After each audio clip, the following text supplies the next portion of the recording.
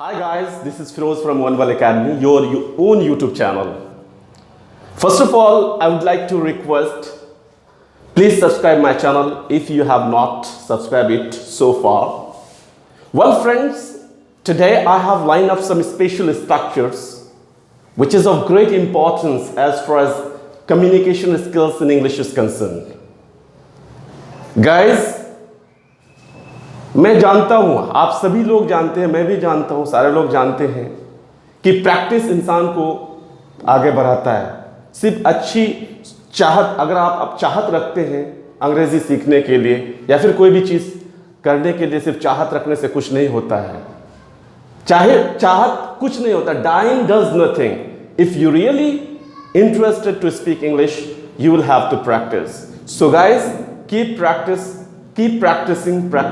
and practicing if you are really ambitious to speak this language. Well friends, today I'm going to discuss some structures what I have already written on the boards. You can have a look. The first one is should have, the second one is would have, and the third one is could have. The first one is should have. इसका दो sense लिया जाता है. As far as the sense of this should have is concerned, there are two senses over there. The first one is पास होना चाहिए and the second one is जाना चाहिए था. मेरे पास एक घड़ी होनी चाहिए, मेरे पास एक कार होना चाहिए, उसके पास एक घर होना चाहिए. इस टाइप का सेंटेंसेस हम खूब इस्तेमाल करते हैं अपने डेली बोलचाल में. तो ऐसे केस में हम कौन सा स्ट्रक्चर फॉलो करेंगे? वो फॉलो करेंगे शुड हैव. उसी का दूसरा पार्ट क्या है? चाहिए था. जब हम वर्ब की बात करें, क्रिया की बात करें, तो उस केस में हम लोग को ये मतलब वर्ब का इस्तेमाल करना पड़ेगा. जैसे तुमको वहां जाना चाहिए था, तुमको ये काम करना चाहिए था, उसे पढ़ना चाहिए था, उसे खेलना चाहिए था, उसे एग्जाम पास करना चाहिए था. ऐसे सेंटेंसेस के लिए हम लोग क्या करेंगे? चाहिए था, वो स्ट्रक्चर तो वही फॉलो करेंगे लेकिन वहाँ वर्ब का इस्तेमाल करेंगे. जैसे पास करना चाहिए था, वहाँ आपका वर्ब होगा पास करना. तो देखते हैं किस तरह से सेंटेंसेस का इस्तेमाल होता है. One by one I am going to clear it. The first one is should have, pass होना चाहिए. दो एग्जाम्पल मैं लिखूंगा सबका. जैसे पास होना चाहिए, मेरे पास गाड़ी होनी चाहिए. उसके पास स्कूटर होना चाहिए. तुम्हारे पास कलम होना चाहिए. ठीक है. अब हम देखते हैं सबके आखिर में चाहिए है, पास होना चाहिए. तो मेरे पास गाड़ी होना चाहिए. स्ट्रक्चर क्या होगा? I should have a car. दूसरा सेंटेंस, उसके पास स्कूटर होना चाहिए. तो क्या होगा? He should have a scooter. तीसरा क्या है? तुम्हारे पास कलम होना चाहिए. You should have a pen. You should have a pen. तो देखते हैं, मेरे पास गाड़ी होनी चाहिए, I should have a pen. I should have a car, उसके पास स्कूटर होना चाहिए. He should have a scooter, तुम्हारे पास कलम होना चाहिए. You should have a pen. तो ये तो इसका पहला वाला हम लोग पास होना चाहिए के बारे में बताया. अब इसका दूसरा पार्ट क्या है? दूसरा सेंस इसका क्या है? चाहिए था.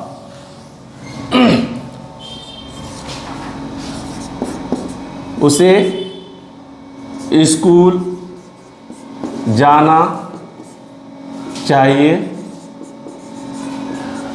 था. तुम्हें वहाँ जाना चाहिए था. उसे ऑफिस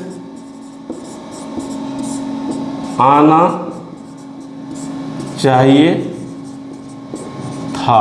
या चाहिए था के सेंस में देखिए, इसमें वर्ब की बात हो रही है. जाना, उसे स्कूल जाना चाहिए था, उसे स्कूल जाना चाहिए था, वर्ब की बात हो रही है जाने की. तो इसमें स्ट्रक्चर वही लगाएंगे, शुड हैव.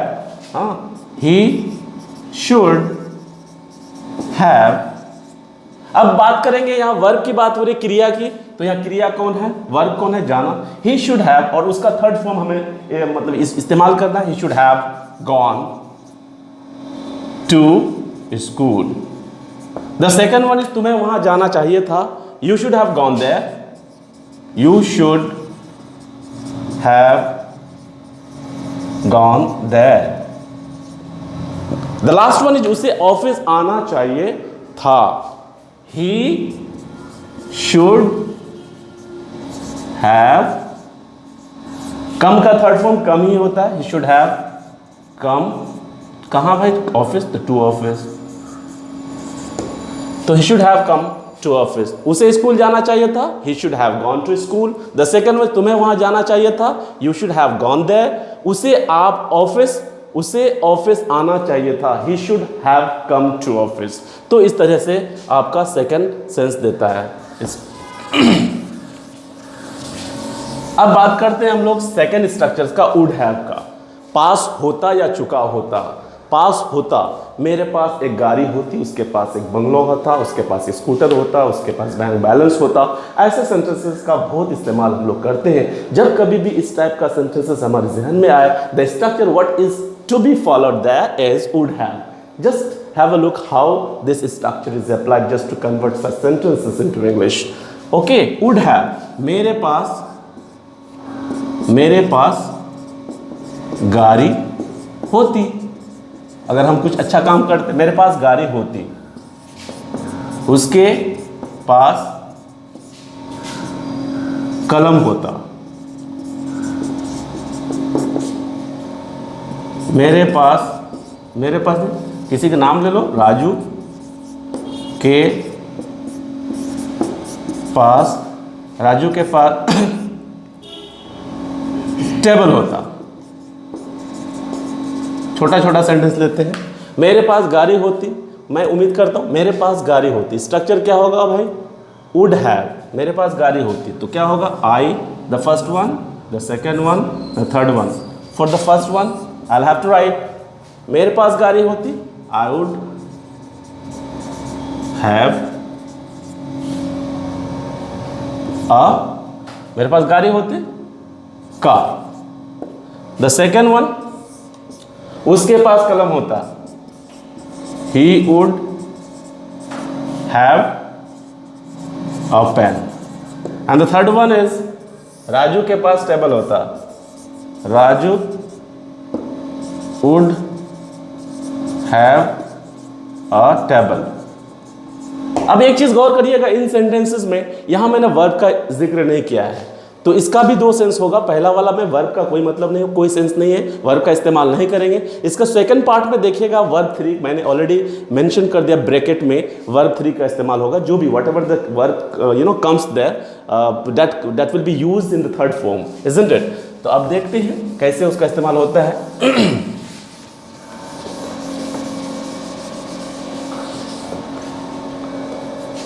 जैसे पहला वाला, तुम चुका होता, वहां जा चुका होता।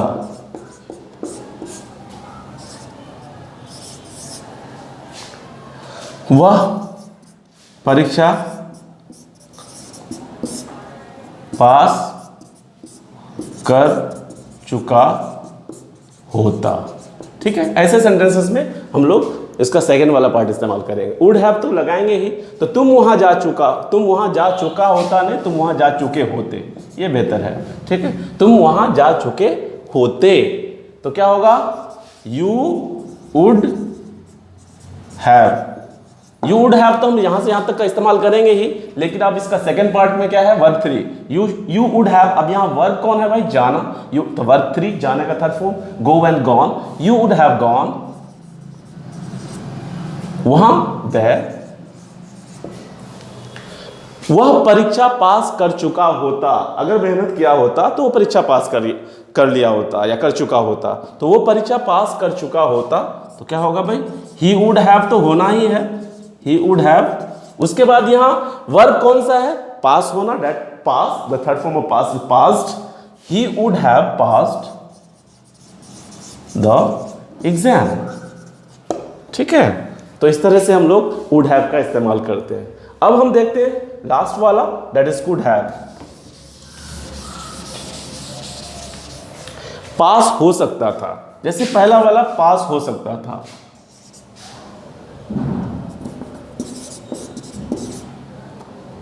उसके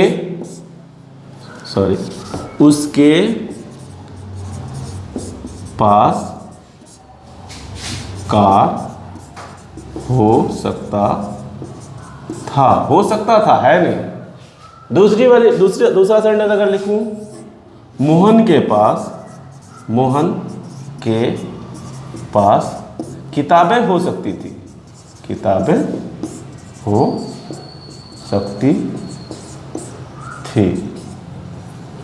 हो सकती थी। ठीक है, अब यहां देखते हैं उसके पास कार हो सकता था, मोहन के पास किताबें हो सकती थी। ठीक है तो क्या होगा भाई, उसके पास कुड हैव का इस्तेमाल करेंगे, तो ही कुड हैव अ कार, उसके पास कार हो सकता था। मोहन के पास किताबें हो सकती थी, मोहन कुड हैव किताबें सिंगुलर काउंटेबल नाउन नहीं है, इसलिए अ बुक नहीं लिखेंगे, प्लूरल इज देयर, तो books. Mohan could have books. तो इस तरह से हम लोग इसका इस्तेमाल करेंगे। ये पहला वाला पार्ट हुआ, पास हो सकता था के सेंस में। इसका अब दूसरा सेंस क्या है, सकता था।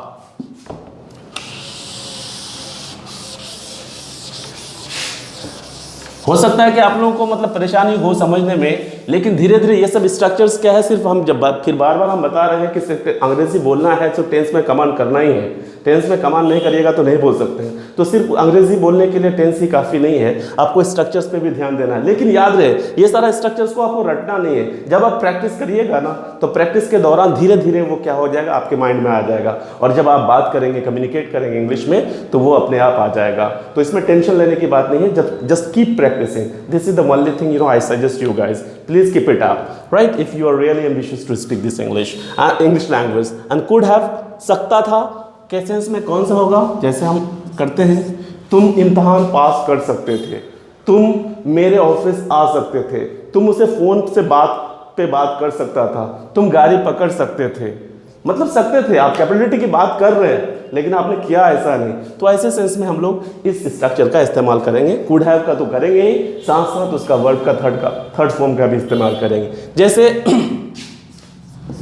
तुम परीक्षा पास कर सकते थे, वह मेरा ऑफिस आ सकता था। ठीक है, ध्यान दीजिए, तुम परीक्षा पास कर सकते थे, तो क्या होगा, यू कुड हैव तो यूज करेंगे ही, यू कुड हैव। उसके बाद यहां वर्ब कौन सा है भाई, पास करना। तो पास करना का मतलब यू कुड हैव पास्ड, क्योंकि मैंने ऑलरेडी मेंशन कर दिया ब्रैकेट्स में, वर्ब का थर्ड फॉर्म लेना है। You could have passed the exam, या फिर एग्जामिनेशन जो भी लिखो। वह मेरा ऑफिस आ सकता था, ही कुड हैव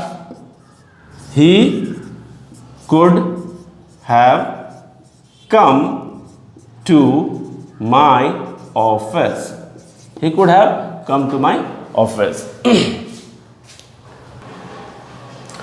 गाइस, मैंने अभी आपको कुछ स्ट्रक्चर्स बताया और मुझे उम्मीद है आप लोगों को समझ में आ गई होगी, राइट। और दोस्तों, मैं आप लोगों से उम्मीद करता हूं कि मेरे वीडियोस को कमेंट, लाइक और शेयर करना भूलें मत।